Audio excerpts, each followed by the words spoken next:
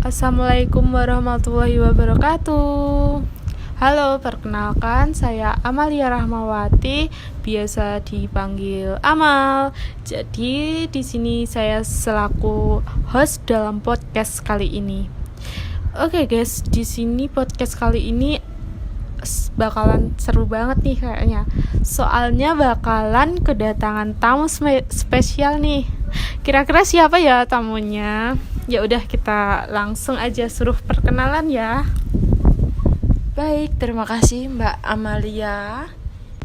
Hai, perkenalkan, nama saya Hairina Yuniar, NIM 206012444104. Saya dari kelas A, Prodi Pendidikan Jasmani Kesehatan dan Rekreasi, Fakultas Ilmu Keolahragaan, Universitas Negeri Yogyakarta. Oke, tadi tamu spesialnya udah perkenalan ya guys. Jadi dalam podcast kali ini kita bakal bahas topik mengenai karakteristik perkembangan fisik, motorik, masa remaja, serta implikasi dalam pendidikan. Oke deh, kita langsung aja nih bertanya sama Mbak Yuniar.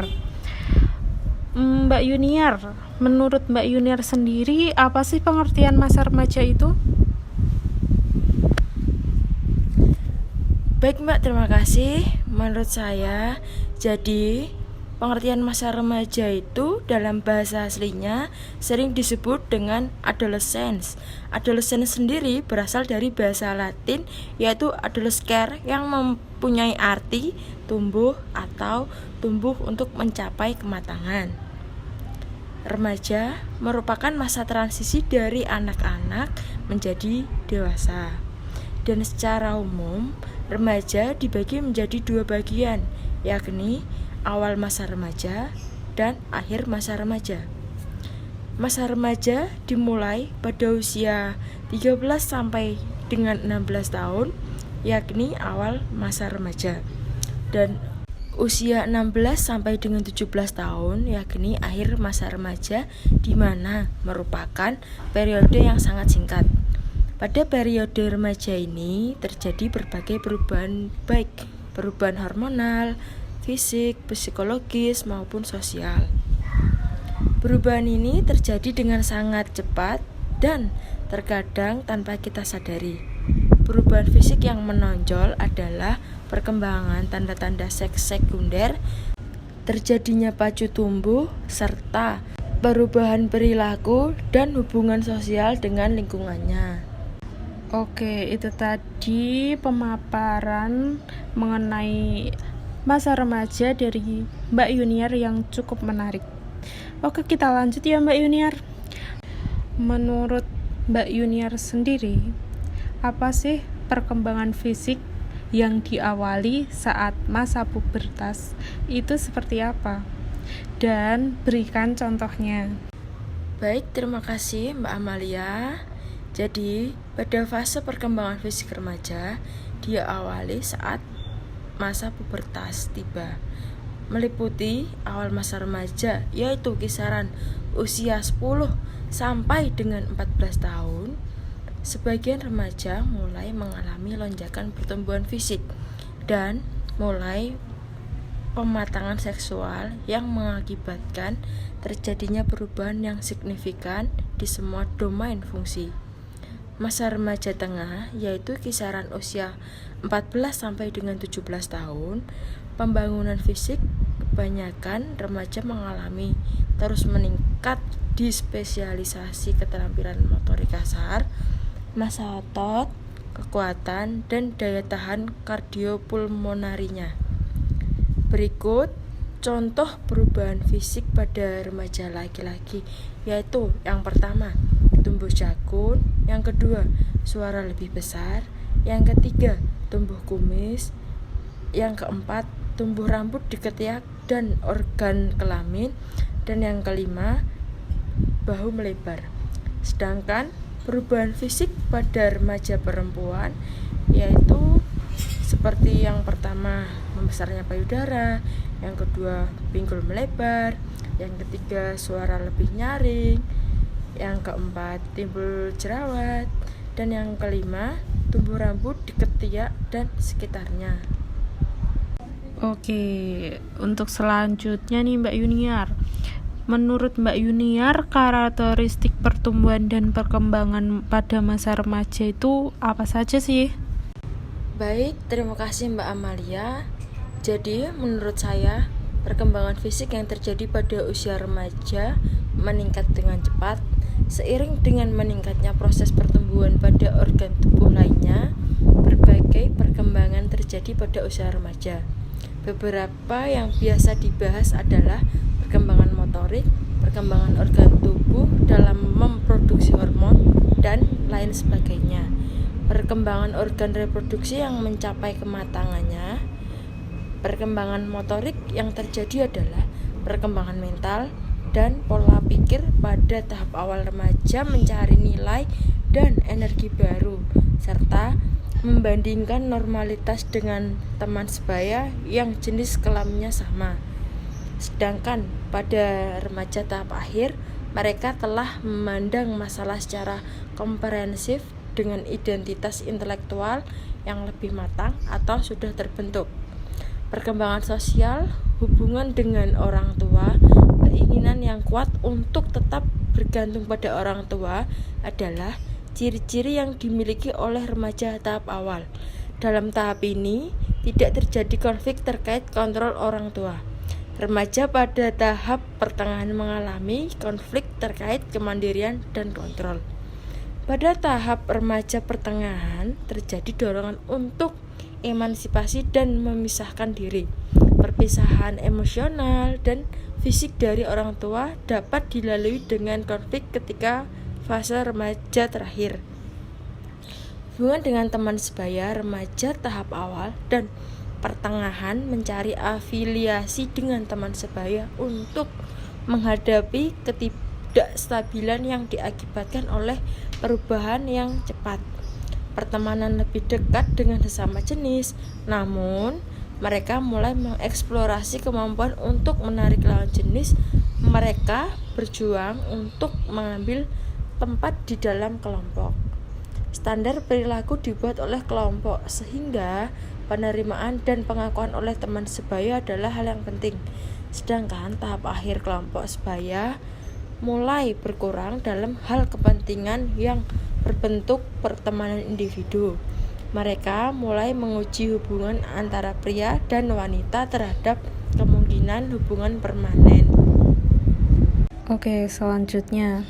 Menurut pendapat Mbak Yuniar sendiri, bagaimana perkembangan remaja di sekitar lingkungan tempat tinggal Mbak Yuniar?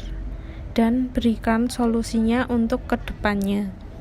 Baik, terima kasih Mbak Amalia. Jadi, menurut pendapat saya sendiri tentang perkembangan remaja di sekitar lingkungan tempat tinggal saya, yaitu cukup baik. Hanya saja ada beberapa remaja yang mempunyai geng atau membentuk suatu circle pertemanan yang mengakibatkan perkembangan remaja itu sendiri terhambat. Dikarenakan adanya seseorang yang saling iri antara satu dengan lainnya, dan ada juga remaja yang memiliki sifat bodoh amat atau acuh tak acuh terhadap lingkungannya. Menurut pribadi saya sendiri, untuk memajukan perkembangan remaja di sekitar tempat tinggal saya, yaitu dengan cara diadakannya suatu kegiatan atau organisasi yang bisa merangkul semuanya. Oke, baik sekali. Kita lanjutkan ya Mbak Yun. Menurut Mbak Yuniar sendiri, apa sih pengertian dari kenakalan remaja itu sendiri? Baik, terima kasih Mbak Amalia. Jadi, menurut saya, kenakalan remaja adalah wujud dari konflik yang tidak terselesaikan dengan baik pada masa kanak-kanak maupun pada saat remaja. Kenakalan remaja adalah pelampiasan masalah yang dihadapi oleh kalangan remaja yang tindakannya sangat menyimpang.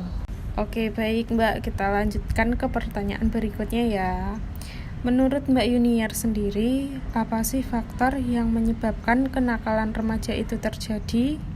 Baik, terima kasih Mbak Amalia. Jadi menurut saya, faktor yang menyebabkan kenakalan remaja itu terjadi karena faktor keluarga yang tidak harmonis, pergaulan bebas, broken home, kurangnya komunikasi antara orang tua dengan anaknya, dan lingkungan sekitar tempat tinggalnya. Baik, itu tadi merupakan pemaparan pendapat Mbak Yuniar mengenai faktor dari kenakalan remaja. Untuk kali ini nih Mbak Yuniar, pertanyaan terakhir nih Mbak. Oh iya, menurut Mbak Yuniar mengenai kenakalan remaja di sekitar lingkungan tempat Mbak tinggal Mbak Yuniar, apakah di daerah Mbak Yuniar sendiri terdapat kenakalan remaja seperti kayak begal atau kelitih dan lainnya Mbak? Dan bagaimana solusi untuk mengatasi hal tersebut? Baik, terima kasih Mbak Amalia. Jadi menurut saya, di daerah saya termasuk daerah rawan begal, kelitih, dan kejadian seperti itu biasanya terjadi di malam hari. Bahkan ada juga di sore hari sekitar pukul 6 sore. Dan saat itu juga yang menjadi korbannya yaitu tetangga samping rumah saya sendiri. Menurut saya, kejadian seperti itu akan merugikan orang lain. Bahkan orang lain yang tidak tahu apa-apa pun bisa menjadi sasaran mereka. Untuk itu, solusi untuk mengatasi hal tersebut yaitu dengan mengikuti kegiatan organisasi yang bermanfaat seperti mengikuti pengajian, olahraga dengan teman sebaya, dan mengikuti hal-hal positif yang ada di sekitar lingkungannya. Dan menurut saya sendiri, jika terjadi suatu kenakalan seperti begal, kelitih, seharusnya diusut secara tuntas dan diberikan hukuman seadil-adilnya, bahwa kegiatan yang mereka lakukan itu sangat membahayakan dan sangat merugikan orang lain, bukan hanya sekedar untuk bergaya-gayaan dan merasa sudah dianggap keren karena sudah berani dan sudah melukai orang lain dengan alat seperti celurit atau seperti gear dan yang lainnya. Untuk menghindari kejadian tersebut, para orang tua diharapkan untuk selalu waspada dan mengurangi jam malam jika tidak ada hal yang penting, dan orang tua harus mampu dan bisa mengontrol pergaulan anaknya, dan ia juga harus mengontrol anaknya sedang di mana, dengan siapa, supaya kedepannya jadi lebih baik dan tidak ikut bergabung dalam hal seperti begal dan kelitih. Oke, selanjutnya ini harapan Mbak Yuniar yang kedepannya sebagai tenaga pendidik itu bagaimana menjadi tenaga pendidik yang baik. Jadi sebagai calon pendidik harus memperhatikan pertumbuhan dan perkembangan peserta didik dan tidak boleh membeda-bedakan antara siswa satu dengan siswa yang lainnya. Contohnya, sebagai seorang pendidik yang baik itu tidak melakukan body shaming terhadap peserta didik. Oke, tibalah saatnya di penghujung acara podcast pada kali ini. Dari hasil kesimpulan podcast kali ini sangat menarik, dan semoga kedepannya kita dapat bertemu lagi di podcast selanjutnya serta membahas topik permasalahan yang lain. Saya Amalia Rahmawati selaku host sangat berterima kasih kepada Mbak Yuniar karena sudah menyempatkan waktu untuk datang di acara podcast kali ini. Dan saya juga meminta maaf jika ada tutur kata yang kurang berkenan di hati Mbak Yuniar. Baik, sama-sama Mbak Amalia. Saya Hairina Yuniar sangat berterima kasih kepada Mbak Amalia selaku host pada acara podcast kali ini. Dan saya juga meminta maaf bila ada tutur kata yang kurang berkenan di hati Mbak Amalia. Sekian, saya Amalia dan teman saya Yuniar pamit undur diri. Wassalamualaikum warahmatullahi wabarakatuh. Terima kasih. Terima kasih.